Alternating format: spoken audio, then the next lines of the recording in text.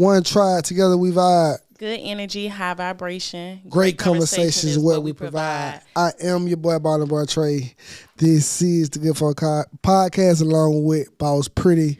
And we got Dmot on the show today with us. There we go. Thank you, everybody. I appreciate everybody. What's up, bro? How you feel, man? Blessed and highly favored. That's the only way you can put it. That's how you started. It's been the best answer there. everything. The best answer every day. So who are you? I'm Dmot. People call me Dmot the GOAT. I'm the director of Dmot Productions. We shoot films. We make films. We make award-winning films all the time, and that's pretty much the whole story. I'm kind of one of those one egg in one basket kind of vibe. So I don't really do much, but I'm sick with the camera. So that's really it. Okay. For sure. Where you from? Up the street, right there. You from here? Right by Princeton. Or I used to live right behind Princeton on 14th, right there. Okay. And that's where I grew up. Been Birmingham my whole life. It's all been Birmingham. Born and raised. I'm a product of it, and I love Birmingham. That's where I'm gonna be hopefully for the rest of my life. I mean, I love. Oh, that's dedication. You got to put on where you from. Nah, for sure. Put on where you from. Yeah, for sure. And it's people from Alabama. It's people from Birmingham that made it, and they cool, but they all leave. And even the people that leave, like Charles Barkley from here. Facts. And he don't really. I mean, I know he's been into a lot of cool stuff. Like he got like a vodka line or whatever here, and he's into it, but he don't. I think about people from like Jacksonville or like New York. They put on. Yes. No matter what they are, what they doing, they say we from the Bronx. We from over there. So I'm trying to. Mm-hmm. It's people like us out there. It's definitely people repping, but it'd be dope if not only are we repping Birmingham, but we in Birmingham. You can't rep Birmingham from LA. You know what I mean? Facts. You can go work in LA. That's cool, but we got to rep the city in the city. Show the city. I will say I salute that though, due to me not being from here. Mm-hmm. So with me being from Florida, and this statistic that you hear about Birmingham, it's Alabama. Period. It's not a good name. Don't nobody think nothing good about it. So for you to want to stay here, create that name, create that platform, and again rep your city to show them that it's more to the city than what y'all think. It's more than violence. Like we got a lot of talent. We got a lot to offer all the way around the board. So I do salute that. I do. Yeah. Then my bad. I'm not cut you off. But then, bro, just rep your city. You know what I'm saying? Like, shit, I'm from the Gaunt, bro. I'm from Montgomery. Right, you know what I'm saying? Right. But we still on Bama time. Like, you know what I'm saying? We still on Bama time. But Polk County. I don't know about no Polk County. I don't know about Polk County. I ain't put it out there. Put you gotta bang your city, but that's what I'm saying though. But it's like, and I definitely agree that like Alabama, especially Birmingham, Montgomery, like we don't got the best reputation and everything, but you will be surprised if you do your research how many people actually are products of the city. For real. And that's what I'm saying. They don't rep it. They just don't rep it. They don't tell people that that's really where they from. They always go like, I think Gucci Mane from Bessemer. Like, it's like he don't ever say that. He say he Atlanta, but like that's us. Like he grew up breeding here. Breed here, and and it's just sad to see people not be proud of that. Because that's what made you. That's what made you. Like that's a way better story. Like we had great people here like Martin Luther King, Malcolm X, Shuttlesworth, like all these great black, talented people that changed the world, and those are just a small number of them. Right. So if everybody was repping Birmingham and staying in Birmingham, coming back, then it not only would it be better for the people that are here, but it also puts our name in different conversations that push us forward. So that's what I want to do. And then plus, like the film community in Birmingham is the greatest in the world. Like everybody's cool. Everybody knows everybody here, and we work well together. Way better. Like I've shot around the country, and I'm telling you, nobody has a place like Birmingham because we in a really good spot where we humble, but we still putting out work. So we got movies, television, everything shot here. But since it's such a close-knit group of people that the vibes is so good. Let me tell you a story. I went to Detroit and I shot something for some nonprofit or whatever. And as soon as I get on set, this dude, I come up there and I'm setting the cameras, everything. I'm doing my thing. And this dude comes in. He's like, oh, what's up, young blood? Where you from? Everything. I'm like, I'm from Alabama. You know, Birmingham. I don't know if you heard of it. You probably heard it. Cool. He was like, oh, dude, yeah, that's cool. No, yo, Alabama, yo, nigga, you got cameras in Alabama? I'm like, what? I'm like, this ain't in 1960s, 40s, and then like that. Yeah. We got cameras. I'm like, yeah, we normal. And then the part that really got to me though was that about the difference in the humility and the difference in personality and what makes Birmingham so great is because we don't play around, but also nicest people in the world. So like for him, when I went up to and travel or all these other places, like you get on set, everybody trying to touch the camera, everybody trying to tell you what to do. You do this, I think this is better. Are you sure about that? Like all that type of stuff. And that don't happen here. Like it's like, you know, again, you been on set, you know, people trust your work and know you know what you're doing. Right. But it's also collaboration. Like everybody idea probably good. It's something like it's down to preference most of the time. So it's like, you know, we be shooting and somebody like, hey, you know, this actually might be, and it's like, yeah, that could work, or maybe it can't work, but we gonna be family. Like, okay, yeah, I like that idea. We can't do that for these reasons, but we gonna rock with it. Or been many times where you're like, actually, that's a good idea, and then it made it to the final. So, but that don't happen in other places in the world. Like you go to, like when I was in Detroit and when I went to Chicago, like it's like I want it this way, that way. And if anybody asks him, like, what? I don't know about that. And this dude, the same dude was like, man, you need to listen to me, man. I got 3 movies on Tubi right now. I was like, man, all right, bro. Like, we already, like, we not going to get along because you're like, but the thing is, in Birmingham, it's so different. Like, any set you could walk on, you could just be like, hey, I just want to come hang out and chill. Like, I don't, I just want to see and immediately welcome. So that's why I'm trying to stay here. Like, I want to bring things back to the city because especially with, like, the way that film looking and politics going right now, you know, people not in Atlanta no more. Everybody moving out of Atlanta, go to West Virginia and New York to pursue careers in film, and they kind of looking over at Birmingham. So if we really put it on and make this like a really cool film hub for the world, and it already is, like people already know who we are, but it'd be cool to like stay here, you know, get some more infrastructure and things going, and then, you know, I also have a vision for Birmingham that's not LA, that's not New York or Atlanta, where traffic's bad and it's like it's just too much going on. We got overpopulated, it's just oversaturated. But we got a really good spot where we're close to those overpopulated places. So we need some that's specific. You go to Atlanta, New Orleans, you know, Nashville or something like that. But also like it'd be really cool because we have so many locations here. We got like a cityscape. We got like the 4th Avenue district that look older. We got farms, like all this stuff. It's a really good spot for like not low budget, but you know, lower tier budget films, like indie films that like really change the world. Like, yes. You know, Tarantino's first film was like $1 million. That was it. And it won everything, you know. So like we sit in a spot where it's just like that. There's no permits in Birmingham to film. You can get out here with a camera and get at it immediately, and that could do whatever you want. So it'd be dope to kind of see that happen where we just become a spot for people that are artists that are like passionate about their work. Not in it for, you know, again, we all want everybody deserve to get paid, but now we're not in it for the money. We're in it to change the world and put it on. So it'd be cool if that's what Birmingham became, that spot where you come and you can be a product of the same stuff that made us who we are. Correct. Absolutely. Man, how old were you when you first picked up a camera? Oh, dude. That was like, I was like, 18 maybe. 18. Yeah. So I always, and it's a funny story, but it's like,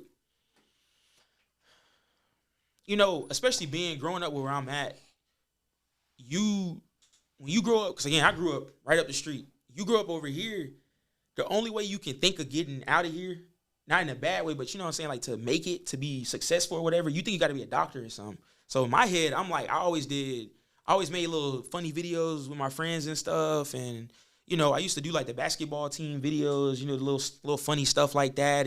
But I never took it serious because I always thought like I had to be a doctor to make money. Yeah, like have a degree or something. You never even seen like that as a job. It's just like something I like to do, like a hobby or something. I just thought it was like corporate people had people that did. Like, I just didn't. You can't even conceive that as a possibility because you hear about artists.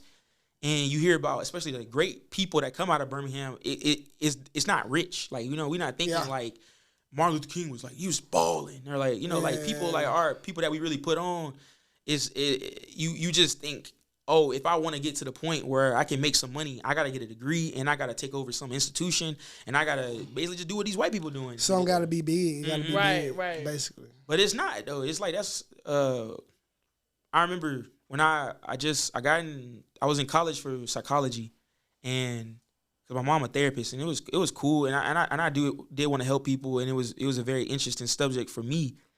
But on this flip side, I really loved art. Like, I loved art. I used to, when I was a kid, I was in art competitions, and we was winning. I won like the state art competition a couple times, and just stuff like that I was really proud of. And I mean, I still to this day have like literally like 50 notebooks just of art, of drawing, and I wanted to make comic books. But again, you think about, oh, I want to be a comic book maker, but like how? Like, that doesn't even make sense. So got into psychology, and I failed this one test, and I hated it. I was like, dude, I'm stuck taking tests for another like 5 to 10 years to get official. Then got to do a residency. Then I got to, rah, keep going. And I was like, man, I don't want to do that. So I remember I looked in the mirror, and I just looked at myself. I said, Dmot, you'll be living in your car, and that's cool. You're going to be living in your car, and, you're just going to be making dope-ass art. And you're not going to make no money. You're going to be living on the bridges. But I was like, I'd rather die happy than for sure. Stuck up. So you really didn't see a profit in none of this? Oh, man, I'm going to tell you no. Like, when I say no, I genuinely, from the bottom of my heart, like, so, and it's crazy because after I made that decision, I changed my major over and everything. And again, when I was at UAB, like, the major for film was like 2 people in the class, and the other person was like a baseball student that didn't really give a fuck, and he was just trying to like just do something to get his major going, and he didn't care, and he was cheating off. Like, I mean, I'm telling you, like, all the football team and baseball team, like, literally all of our video projects, they used to like, oh, let me get on your team, and then I did it all, and then they took it, and then I'm like, I'm fine. If y'all make it to the league, just holler at your boy, Yeah. I don't care. That's what we gotta do. That's what we do. But hey, we help each other. That's what I'm saying. Shit, I ain't tripping. But even in that, like, I didn't think that there was gonna be any money in it. So again, I didn't care about the money in it, and even. So after that, I got into a film camp. I reached out to a film camp because I wanted to go to the film camp and attend it. But at this point, I won a couple festivals and everything. And that's kind of speaking to what you were saying about the money in it. Mm-hmm. When I applied to go to that film camp, they were like, hey, first of all, this is for beginners. And that was the first time they told me, like, it's like, you're not a beginner? I'm like, I'm a beginner. But they're like, no, dude, you got, like, festivals and stuff behind you. Like, you can come coach, and that's what put me on. So I got into like more of the social side of film, where I was making my own films, but it was really cool to teach other people how to make films, and then teach people that I'm not living in my car right now. And that's huge. Facts. Like, you would think off this stuff, and again, it ain't like you don't got a part-time job or something, you ain't have other side hustles, but I'm not living in my car. And I'm doing what I love, and I don't work I have never worked since I quit Publix like 3-4 years ago. Like, I do what I love every day, in and out every day, and you can do that with any passion. So I'm more passionate about, like, you be a shoe cleaner. If you love being a shoe cleaner, you can monetize it. Yeah, facts. If you like playing video games, your mom and dad be like, you can make money off of it. Nah, you know how much costing out niggas make? Man. So I can't. That's where I kind of came from, but even for me though, it's life ain't about money, life ain't about fame, life ain't about that. Life is about doing something that's beyond yourself. Facts. Mm-hmm. And that's what I'm more focused on, is like not the money of it, but I mean, my friend, he just bought a house off film, by the way. Like, he only he only do film, and he just bought a house, he got a wife, kid, everything. He going crazy. He did it all off of film, and I'm still like walking through his house looking at this like 6-7 bedroom house with 9 bathrooms, all this stuff. And I was like, I don't even want all that. Living. Yeah. I don't even want. I couldn't. I don't need that much. I don't need it. Yeah. If I had a camera I like, and I had some good people around me, and we could go enter some films and some film festivals, meet some good people, travel the world. That's enough for you. That's good enough for me, and that's what I think a true artist is. And I like implore anybody listening, if you're an artist, be that way, because I'm that way.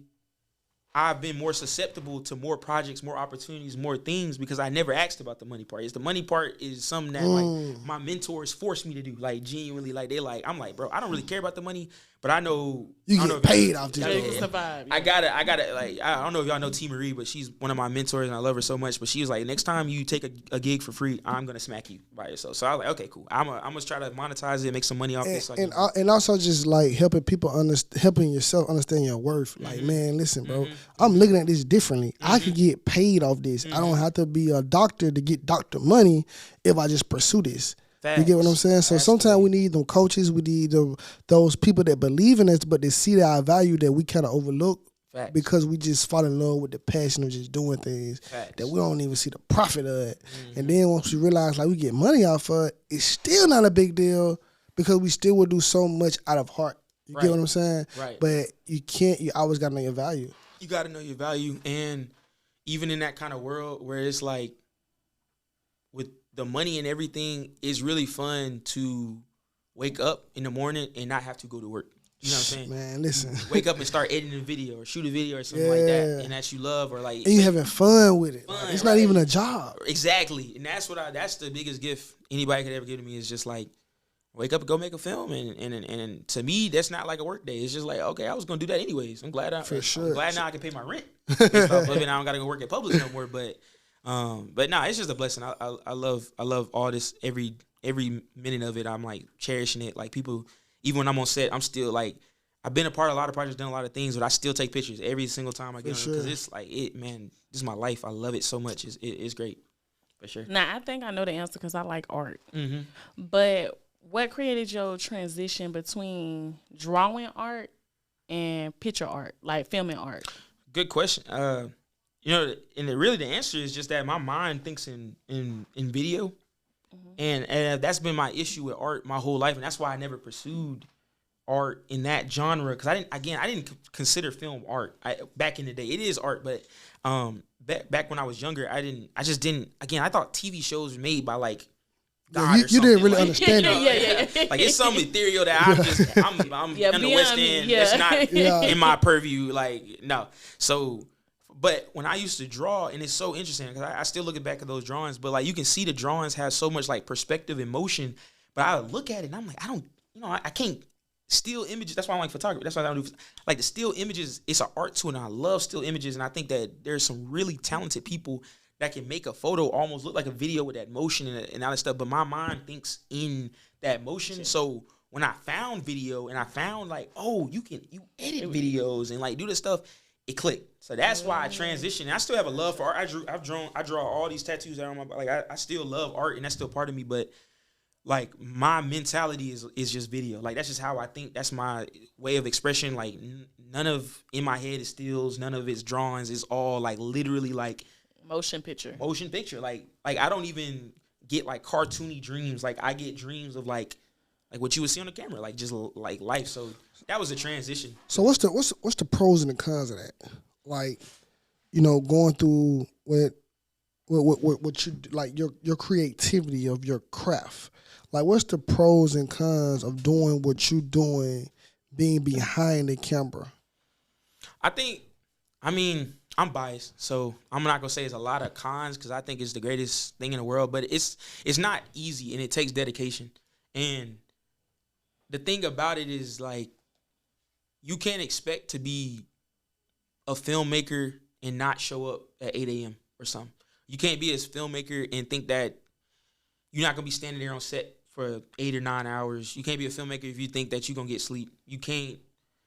And that's where people fall off. Like a lot of really great and talented people fall off because they don't want to wake up in the morning and go shoot that thing, or they don't want to finish that edit, or it's laborious. It's a very laborious art to do. So to keep that motivation to keep going forward is really, really, really difficult. But it's storytelling is how humans have communicated since the beginning of time. That is what we do. True story. We tell stories. So if you can take the time and keep the dedication and motivation to keep going in film, like every single pop culture reference and everything came from a movie. Like all the jokes we say, all the things, it's either a TV show. Yeah, you got a point, bro. A TikTok, Yeah. Like, you know, that's film, you know, like, it's hard. And even, like, dude, like, I consider TikTok's film. Because if you got a camera, you making something. For sure. Like, all them little reels and TikTok, like, those are, and that's a form of art, too. It is. That people don't even understand. Like, because before you understood what you understood about it, you thought it was something totally different.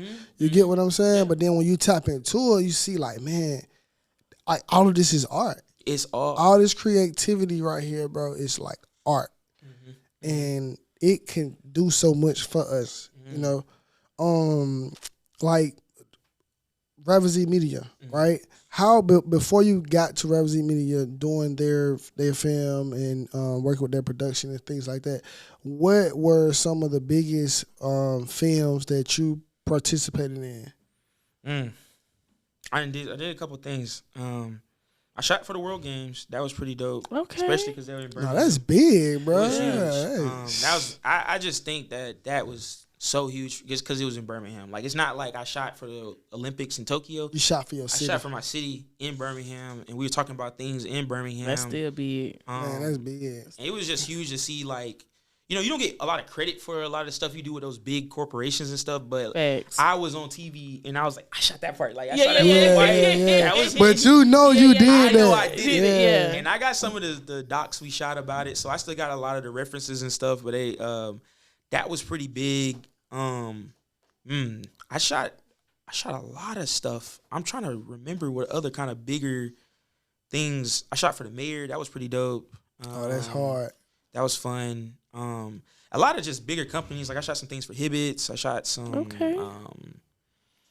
A lot of just organizations. So kind of what I also do, one of my kind of bigger things that I really try to fight for is like nonprofits or kind of smaller institutions, I guess, because their stories need to be told a little bit more than other organizations and stuff. So I've done a lot of, like, I don't know if y'all like Youth Serve. That's like one of them. I shot theirs, and just a lot of like small organizations around the city of Birmingham just trying to tell their story. And I know I have more than that. I just cannot remember because I tell you, this is my life. So I shot so much. But and that's the interesting thing is, like, I'm most proud of the fact that I shot the World Games, but every single time I shoot, that the last project is my favorite. Like, I love everything is like equal to me in terms of art. It's cool that I work for the World Games. It's cool that I work with the mayor. It's cool that I work for those bigger brands, and I've done that. That's great. But at the end of the day, like, I'm so proud of every single.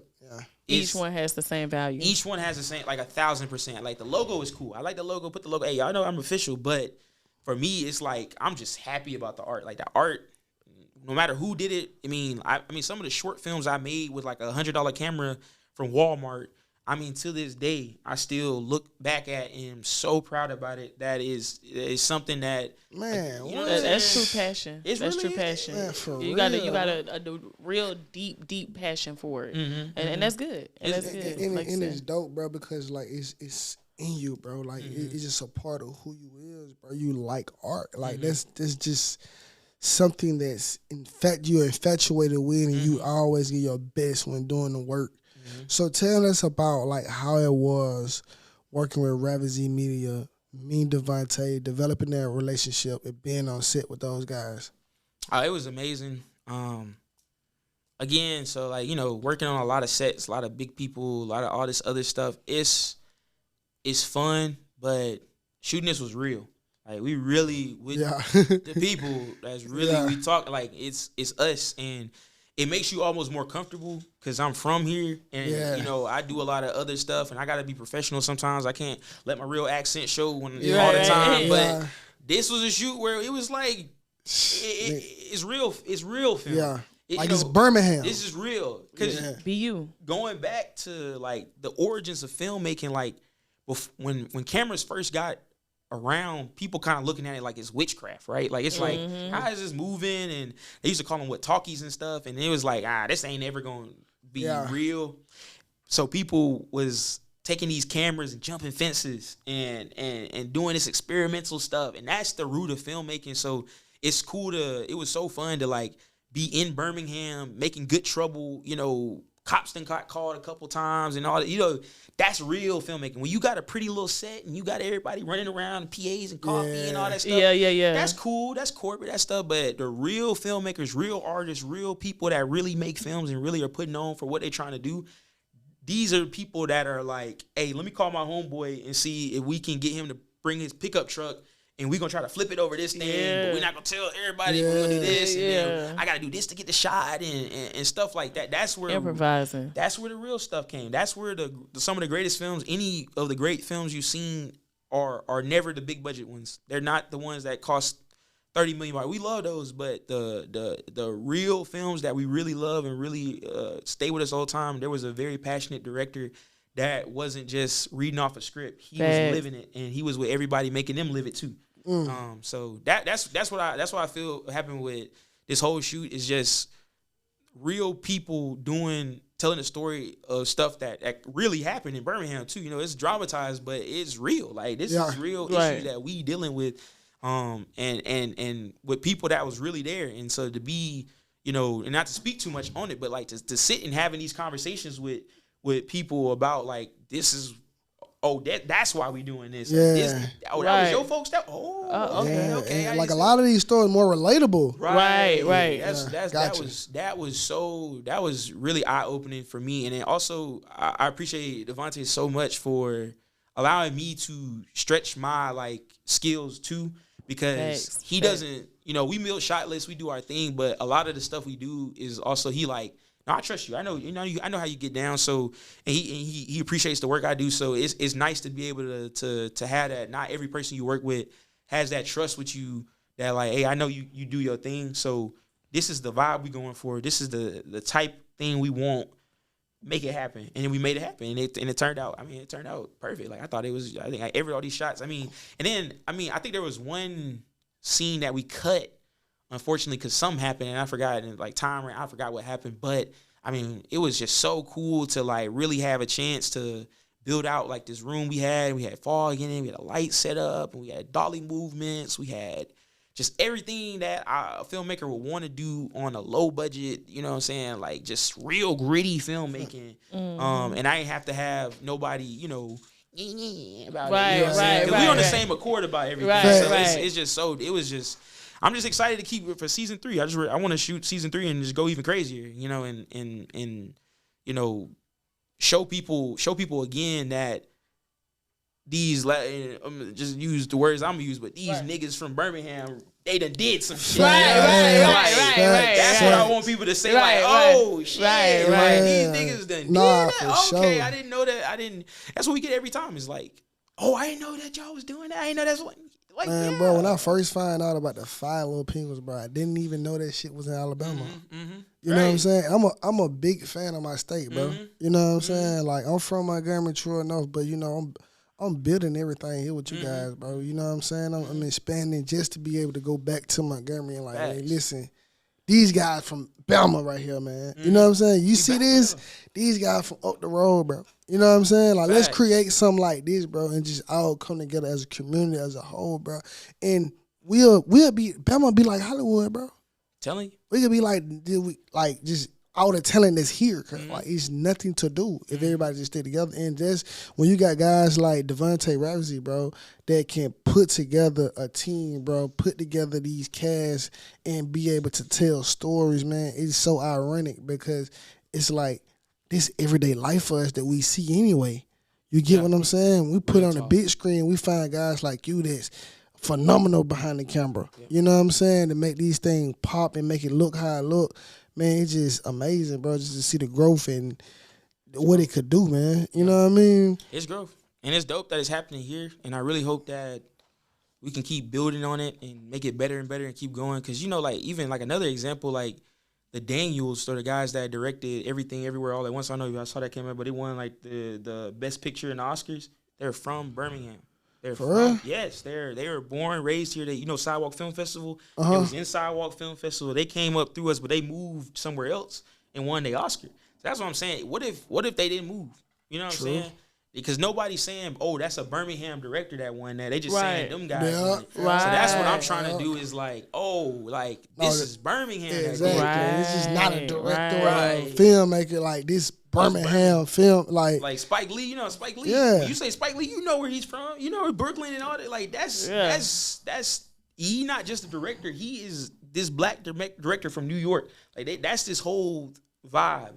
But a lot of the people like the Daniels, which are great guys and they're super dope, and they made one of the greatest films of that year and one of the greatest films of the decade.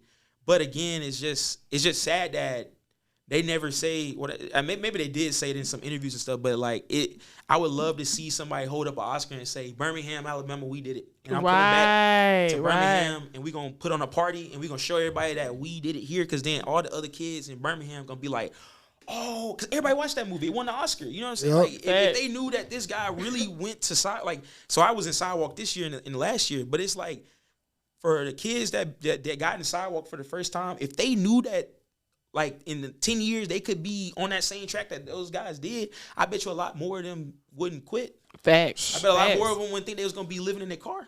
Facts. For True. sure. True. For sure. It's dope. And that is very inspirational, though. It is very, very, very. And to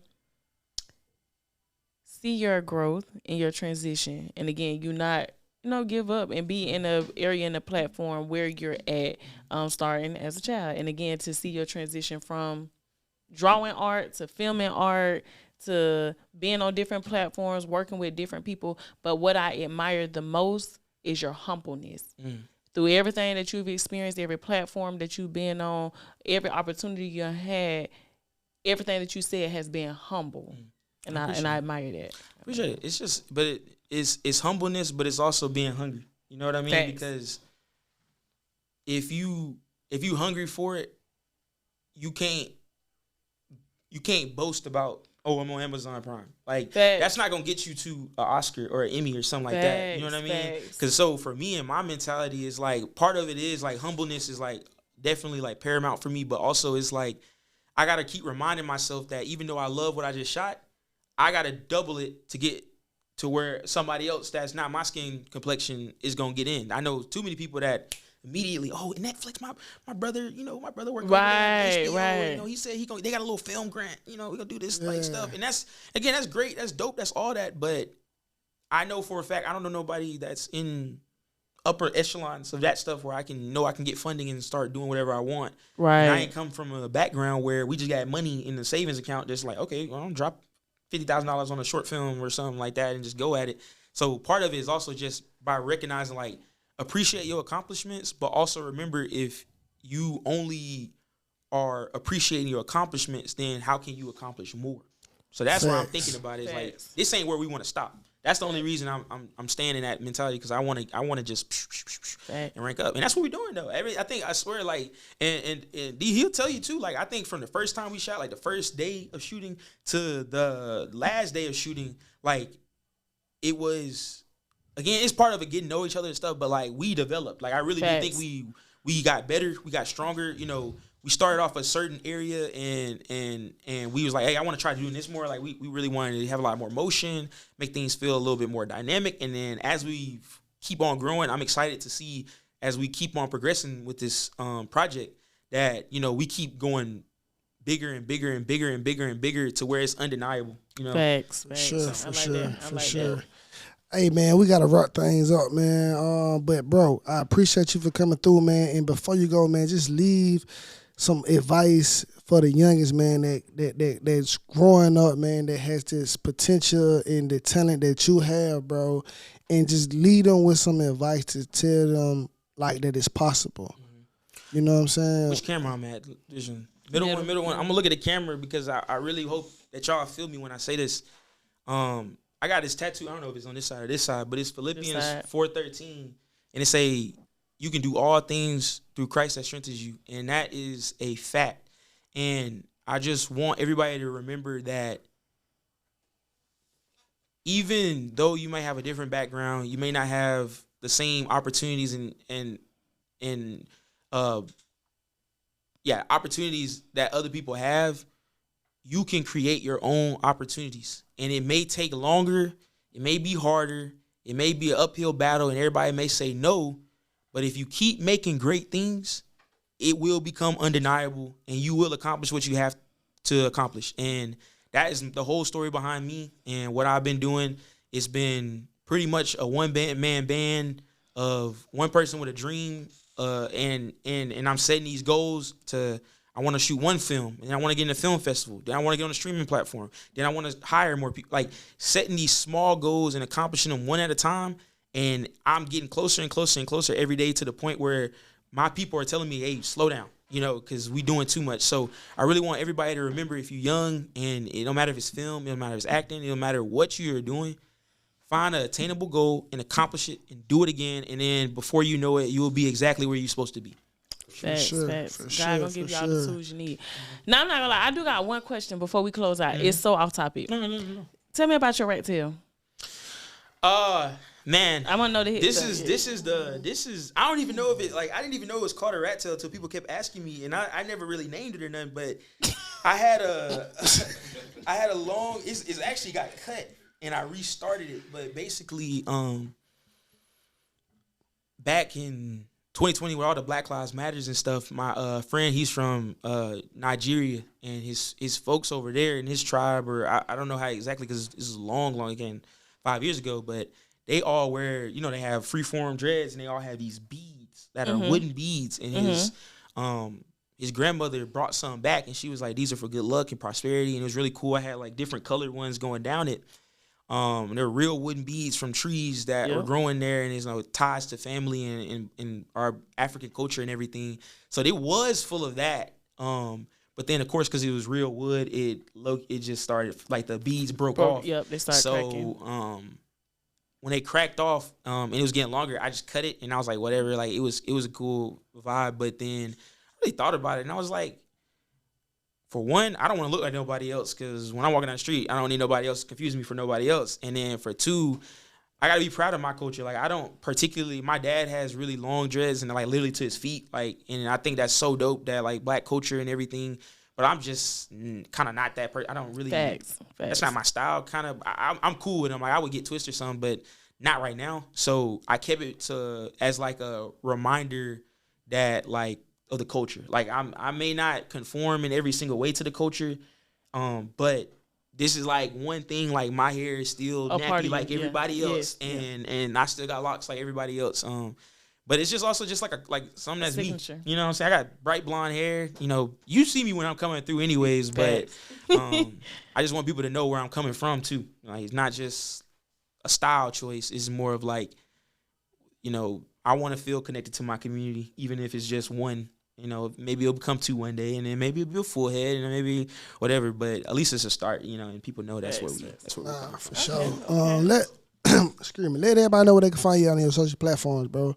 Dmot Productions, Dmot Productions. That's my everything, everywhere. Follow us. We have a lot of great initiatives. We put young filmmakers on. We put small businesses on. That's what we all about. So Dmot Productions, it's tatted on me right here. You see the symbol. And just follow us and reach out, because we love to, keep with that passion, for sure. For sure. I love that. And, man, we're going to wrap this thing up, man. Before we go, I just want to make sure, man, everybody tap into the Good Folkz Podcast, man. Be sure to like, share, and subscribe, man. We enjoyed you, my brother, for coming on, man, sharing some of the great experiences behind the camera and just getting us the insight on what you're doing, man. Telling your story, man. We really appreciate that, man. And we just gonna end this thing one time for the one time. One try, together we vibe. Good energy, high vibration. Great conversation is what we provide.